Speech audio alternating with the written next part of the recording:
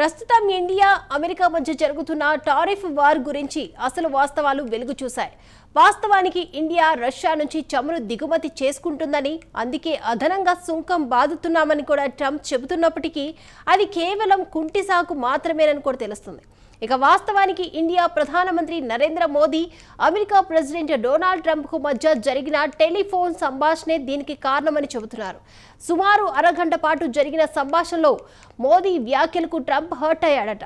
India మీద కోపంతో కాదట, మోదీపై ఉన్న వ్యక్తిగత కక్షతో ట్రంప్ ఎడాపెడా పన్నులు బాదుతున్నాడని కూడా ఒక వార్తా సంస్థ తాజాగా వివరాలను వెల్లడించింది.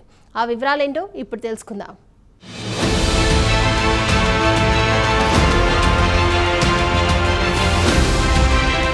అమెరికా ప్రెసిడెంట్ డొనాల్డ్ ట్రంప్ యావత్ ప్రపంచంపై సుంకాలు బాదుతున్నాడు. ప్రపంచంలోని దాదాపు 90% దేశాలపై వివిధ రకాల పన్ను విధిస్తున్నాడు. అయితే ఇండియా, బ్రెజిల్ విషయానికి వస్తే తన మనసులో ఉన్న అక్కసును అంతా ఈ రెండు దేశాలపై కక్కేస్తున్నాడు. రోజుకో రకం తారీఫ్తో ఇబ్బందులు సృష్టిస్తున్నాడు. ఇక అసలు విషయానికి వస్తే ఇండియా రష్యా నుంచి ముడి చమురు దిగుమతి చేసుకుంటున్నందుకు తారీఫ్ విధించాలని చెబుతున్నప్పటికీ ఇది కేవలం సాకు మాత్రమే అని అమెరికా మీడియాలో వార్తలు వస్తున్నాయి. ఈ వారం ప్రారంభంలో అమెరికా ప్రెసిడెంట్ డొనాల్డ్ ట్రంప్కు ప్రధానమంత్రి నరేంద్ర మోదీకి మధ్య టెలిఫోన్ సంభాషణ కాస్త వికెత్తించింది. దీంతో ట్రంప్ ఆగ్రహంతో ఇండియా దిగుమతులపై 50% సుంకం విధిస్తారని ప్రకటించి చెప్పినంత పనిచేశాడు. దీంతో ఇరు దేశాల మధ్య సంబంధాలు గతంలో ఎన్నడూ లేనంతగా దారుణంగా క్షీణించాయి. 3 దశాబ్దాల తర్వాత ఇరు దేశాల మధ్య సంబంధాలు పాతాళానికి పడిపోయాయి. కాగా ట్రంప్ గత నెల ఇండియాపై 25%, అటు తర్వాత ఈ వారంలోనే మరో 25% సుంకం విధించాడు. దీనికి ఆయన చెబుతున్న కారణం రష్యా నుంచి ముడి చమురు దిగుమతి చేసుకుంటున్నందుకు అదనపు సుంకం బాధారని వివరణ ఇచ్చుకున్నాడు. దీంతో ఇండియా నుంచి దిగుమతి చేసుకునే వస్తువులపై 50% సుంకం విధించినట్టయింది. దీంతో ఇండియాలో కేవలం అమెరికాకు ఎగుమతి చేసే కంపెనీలు తీవ్రంగా నష్టపోతాయి. ఆ కంపెనీలో పనిచేసే ఉద్యోగుల ఉద్యోగాలు ప్రమాదంలో పడతాయి.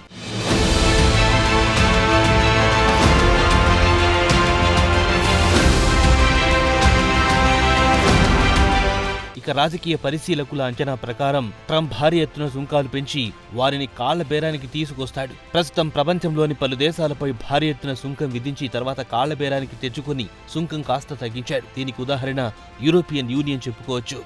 EU దేశాలపై భారీ ఎత్తున సుంకం వధించి తర్వాత European union commission president Ursula von der Leyen white house కు వెళ్లి ట్రంప్ ను బ్రతిమాలి టారిఫ్ ను 15% తగ్గించుకున్నారు. అయితే యూరోపియన్ యూనియన్ దేశాలు సంతృప్తి చెందడం లేదు. 15% సుంకం చాలా ఎక్కువ, ఇంకా తగ్గించాల్సిందని ఆమెపై EU దేశాలకు చెందిన వ్యాపారస్తులు మండిపడుతున్నారు. ఇక ఇండియా విషయానికి వస్తే ట్రంప్ కు ప్రధానమంత్రిపై ఉన్న వ్యక్తిగత కక్షతోనే భారీ ఎత్తున సుంకాలు బాదుతున్నాడని బ్లూంబర్గ్ తాజాగా ఒక నివేదికలో వెల్లడించింది.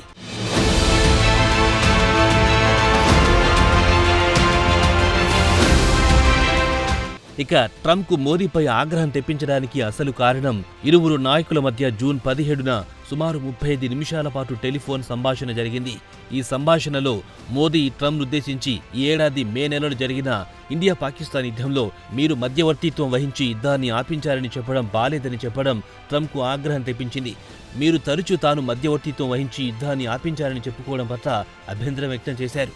ఇండియా పాకిస్తాన్ మధ్య కాల్పుల విరమణ ఒప్పందం ఇరు దేశాల మధ్య పరస్పర అంగీకారం ప్రకారమే జరిగింది. దీంట్లో థర్డ్ పార్టీ జోక్యం లేనేలేదన్నారు. ఇక ఇండియా పాకిస్తాన్ యుద్ధం అంశం గురించి న్యూఢిల్లీ పాలసీ స్పష్టమని, ఇండియా థర్డ్ పార్టీ జోక్యాన్ని ఎట్టి పరిస్థితుల్లోనూ అంగీకరించదని, అదే పాలసీకి తాము కట్టుబడి ఉంటామని మోదీ ట్రంప్కు కాస్త గట్టిగానే క్లాస్ పీకాడని బ్లూంబర్గ్ నివేదికలో వివరించింది.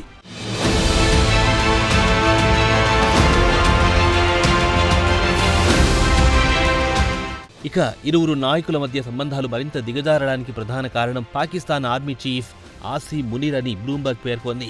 ట్రంప్ వైట్ హౌస్లో అసీమ్ మునీర్కు లంచ్ డేట్ ఇవ్వడంతో పరిస్థితులు మరింత దిగజారిపోయాయి. అయితే మోదీ మాత్రం వాషింగ్టన్తో తమకు ఎటువంటి ఇబ్బంది లేదు, మీరు కావాలనుకుంటే పాకిస్తాన్ ప్రభుత్వ అధికారులతో చర్చలు జరుపుకోండి, తాము పట్టించుకోం. అయితే వైట్ హౌస్ మునీర్ను ప్రత్యేకంగా లంచ్ మీట్కు పిలవడంపై మోదీ అభ్యంతరం వ్యక్తం చేశారు. అయితే మోదీ అభ్యంతరాన్ని ట్రంప్ తేలికగా తీసుకున్నాడని బ్లూంబర్గ్ నివేదికలో వివరించింది.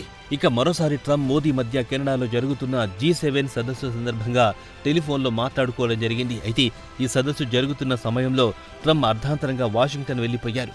అప్పుడు ఇరాన్ ఇజ్రాయెల్ మధ్య యుద్ధం మొదలయ్యింది. ఇజ్రాయెల్ ఇరాన్పై చడిచప్పుడు కాకుండా బాంబుల వర్షం కురిపించిన విషయం అందరికీ తెలిసిందే. తర్వాత ట్రంప్ కూడా ఇరాన్ అణు ప్లాంటులపై బంకర్ బస్టర్ బాంబులతో విరుచుకుపడ్డారు. దీంతో ఇరువురు నాయకులు కెనడాలో వ్యక్తిగతంగా కలవలేకపోయారు. కెనడా నుంచి ట్రంప్ వెళ్లిపోయిన వెంటనే ప్రధానమంత్రి మోదీ కెనడాకు చేరుకున్నారు.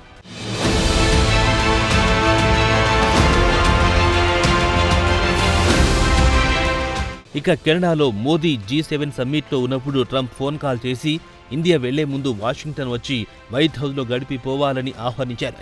అయితే భారత ప్రధాని ట్రంప్ ఆహ్వానాన్ని తిరస్కరించి ఇండియాకు తిరిగి చేరుకున్నారు. ట్రంప్ ఆహ్వానం వెనుక రహస్యం అందరికీ తెలిసిందే. వైట్ హౌస్లో అస్లీం మునీర్ అప్పటికే ఉన్నాడు. ఇద్దరిని కలిపి మాట్లాడించాలనేది ట్రంప్ ప్లాన్గా అప్పుడు వార్తలు కూడా వచ్చాయి.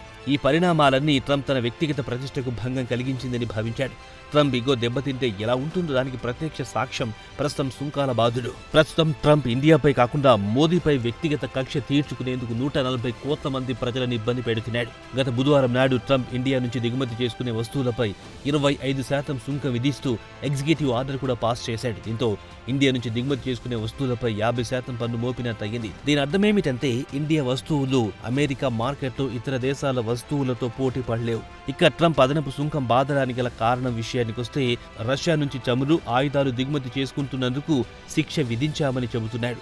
యుక్రెయిన్ యుద్ధానికి ఇండియా ఫండింగ్ చేస్తోందని ట్రంప్ మండిపడ్డాడు.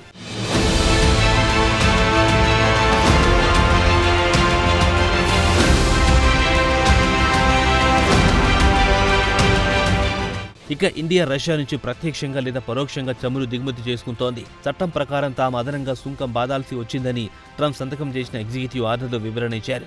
ఇదిలా ఉంటే ఇజ్రాయెల్కు ఇండియాకు మధ్య మంచి సంబంధాలు ఉన్న విషయం తెలిసిందే. అలాగే ఇజ్రాయెల్కు అమెరికాకు మధ్య అత్యంత సన్నిహిత సంబంధాలున్నాయి. అయితే తాజాగా ఇజ్రాయెల్ ప్రధానమంత్రి బెంజమిన్ నెతన్యాహు మోదీని ఉద్దేశించి ట్రంప్ను ఎలా డీల్ చేయాలో తాను మోదీకి ప్రైవేట్గా కలిసినప్పుడు చెబుతానని అన్నాడు. కాగా నెతన్యాహు ప్రకటన అందరినీ ఆశ్చర్యానికి గురిచేసింది.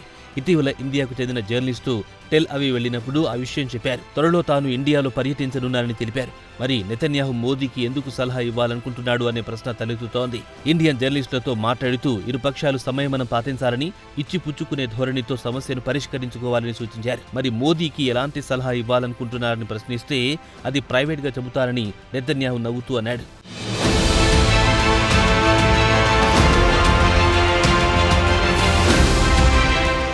మోదీ, ట్రంప్ ఇద్దరూ తనకు అద్భుతమైన మిత్రులని నెతన్యాహు పేర్కొన్నారు. ట్రంప్తో ఎలా డీల్ చేయాలో తాను మోదీకి ప్రైవేట్గా కలిసినప్పుడు సలహా ఇస్తాను.